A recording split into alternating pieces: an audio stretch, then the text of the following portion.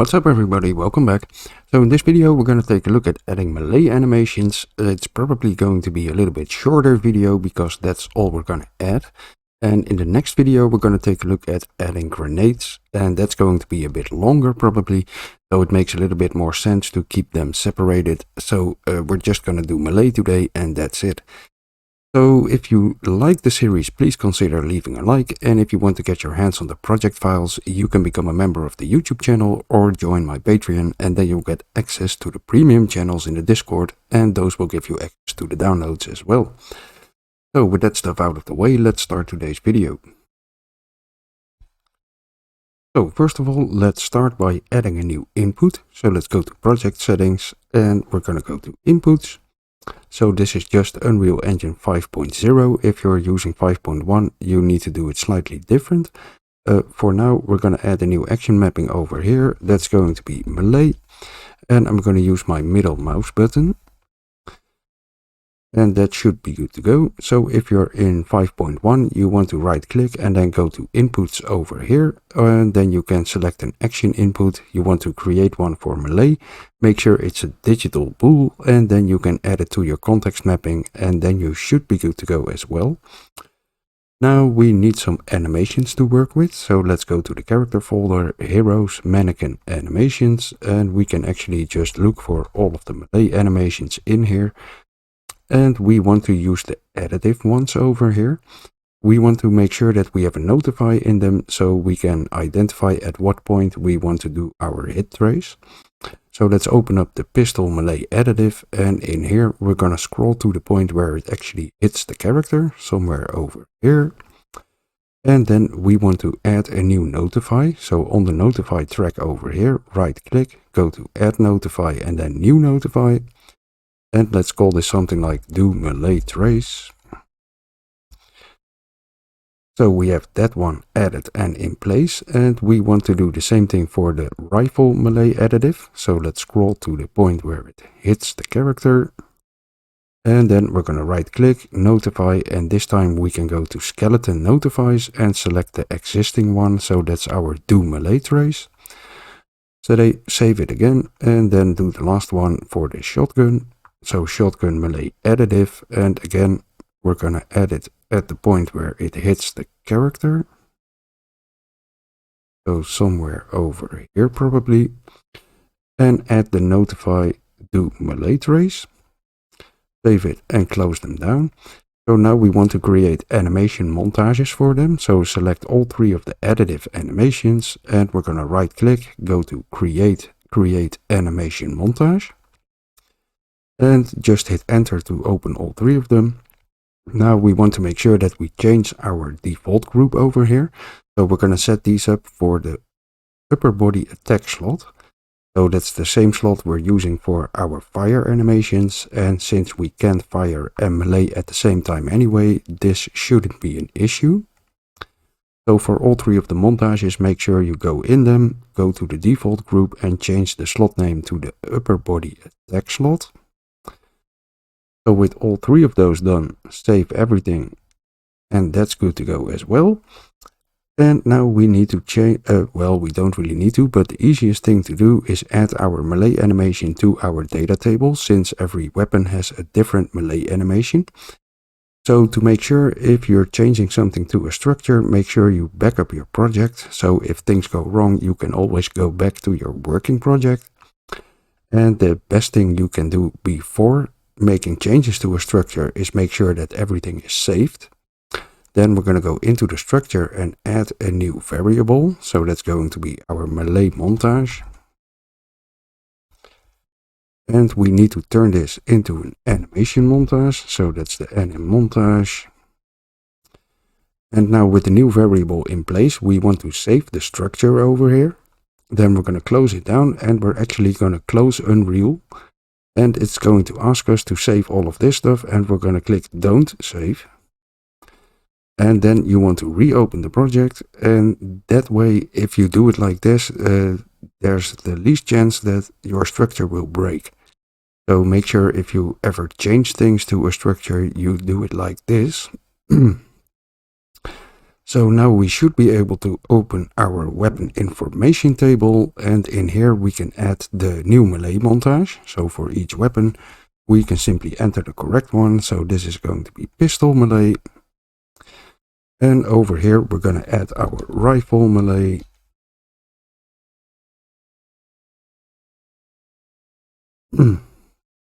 And we actually want to make sure that we select our additive montage, by the way. So by default there are already melee montages in here and those are not additive.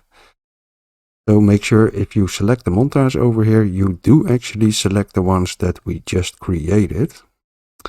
So pistol, and this was rifle, and then the last one is going to be our shotgun. So melee shotgun additive. And that should be good to go as well. Save the data table and close it down. And then we are actually ready to start setting things up in the character. So let's go to the characters folder and open our hero base character.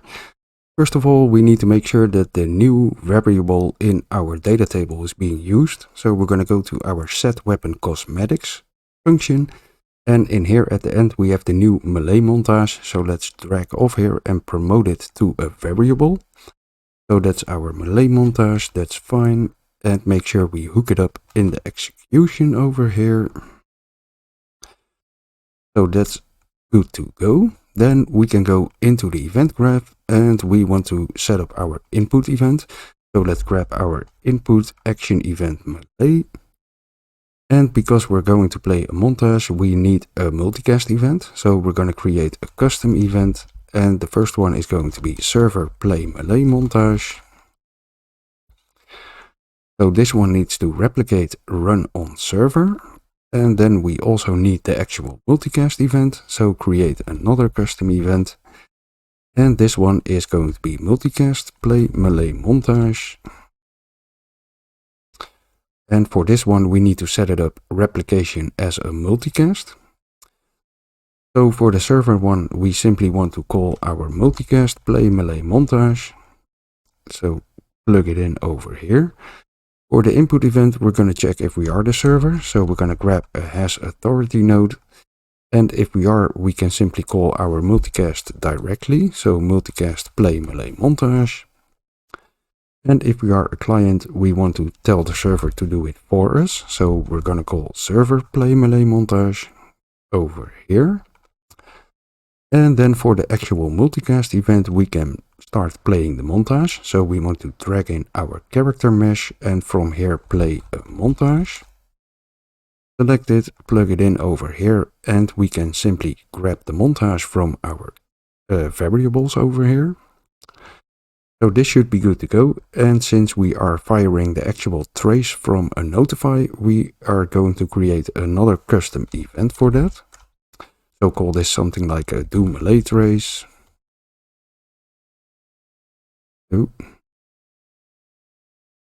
So this is going to be called from the animation instance, and that actually fires on all instances of our character. So this will kind of fire like a multicast. It will execute on all instances of our character. So first of all, we want to make sure that only the server is going to do this. So we're going to use a has authority check again. And then we're going to do the actual trace. So I'm going to use a box trace by channel instead of adding a collision component like we did with AI. So the AI has a pretty big sword that he swings around and that works pretty good. But for the character over here, we would have to add a pretty small box trace to the hand or the weapon, for example. And that would actually make it kind of hard to hit our enemy. So I'm simply going to do a box trace by channel to check if somebody's standing in front of us, and if he does, we're going to hit him. So from the has authority, we're going to drag off and do a box trace by channel. So for the starting point, we want to grab our character mesh and we're going to get a socket location. And I'm actually going to start tracing at the upper arm right. So upper arm underscore R. Plug this one into the start location, and we want to make sure that we're tracing in the correct direction. So we're going to drag in our camera and get the forward vector from the camera. So we can multiply this vector. So let's drag off here. And we want to multiply it with an integer. So right click the lower pin, convert it to an integer, and we're going to multiply it with something like 100. So that's how far in front of us we are going to trace. You can play around with this number. So we're going to grab the start location and then add the two vectors together. And that's simply going to be our end location. So for the orientation, we can drag off the forward vector and simply plug it in. So this will convert it, and that should work. And now we need to make sure that we set up the half size. So for the X, I'm going to leave it to 0, and then Y and Z, I'm going to set them to 10. For the trace channel, we need to make sure that we grab our bullet trace channel so we can actually hit our character mesh. And for the actors to ignore, we could ignore ourselves, but that should not be needed, to be honest. So let's just keep it like this. So we can enable the trace for duration so we can see what's happening, and you can play around with these numbers a little bit to adjust it if you want to. Now let's make sure that we actually hit something. So we're going to grab a branch and plug in the return value. And if we did, we could do our checks for our interface implementation, but we could also just call the message function. So if the character we hit or the actor we hit does not have the interface implemented, simply nothing will happen. And it also doesn't throw an error or something, so that's not really a big deal. So let's drag off the out hit and simply break it. Oh, was the wrong one. So we can grab the hit actor from the result over here. And first of all, let's do PvP. So we're simply going to call our player take damage interface. So that's the message function. Plug it into the true pin over here. So the attacker is a reference to ourselves. We can grab the hit result from our trace over here. And this is PvP damage, so we want to enable that one. We can grab the team ID from our variables. And then the last thing we need is the actual damage. So you can choose to add this to a data table, for example. For now, I'm just going to use a static number, so something like 35. And this will take care of PvP damage, and we also want to do our PvE damage possibly. So let's drag off the hit actor again. And this time we can call our normal take damage. And make sure you grab the message function again. So plug it in over here. The attacker again is a reference to ourselves. And then we can grab the bow name from the hit result over here. So the hit bow name. And for the amount, I'm simply going to set 35 again. Now we want to make sure that we add the XP manually for our AI. So we're going to grab a branch in here. And then first of all, we're going to check if this is a valid hit. And if it is, we're going to check if we made a kill. And if this one is true, we want to drag in our XP component and then simply call component add XP. So plug this one in the true pin and grab the XP from the interface. So this should be good to go. Now all we need to do is make sure that our animation notify actually does something. So to set up the last part of our notify to call our do melee trace event, all we need to do is go into our animation blueprint and go to the event graph over here, so we can add a new anim notify. So over here we have add anim notify events, and in the list we can simply look for our do melee trace. So select that one, and then we can grab our character reference and call our do melee trace event. Plug it in over here, and that should be the final link in our puzzle. So if we compile and save it, we should be ready to run a little test. So I'm launching my free-for-all match, so we can test the PvP damage first. So let's have a little look. Let's hit this guy in the face, and it actually is working. So you can see on the server screen how the box trace is working. So if I'm looking up or down, it's actually aiming up or down. and it's tracing maybe a little bit too far in front of us, but as I said, you can play around with the numbers. So I'm gonna pick up the rifle and make sure that the actual melee animation is changing. So right now we're actually playing another animation, so that's working. Now let's make sure if the server hits me, that's also working. So we need to wait for our respawn delay. And let's have a little look. So we can actually hit this guy as well, or girl actually. So that's working. We have our melee stuff set up. Now let's make sure, Unreal is driving me crazy sometimes, but okay, let's ignore it. So let's double check our PvE damage as well. So let's run a quick solo game. So it's probably going to be a bit hard to get a kill, since these guys don't get stunned when I hit them. So they keep smashing me in the face.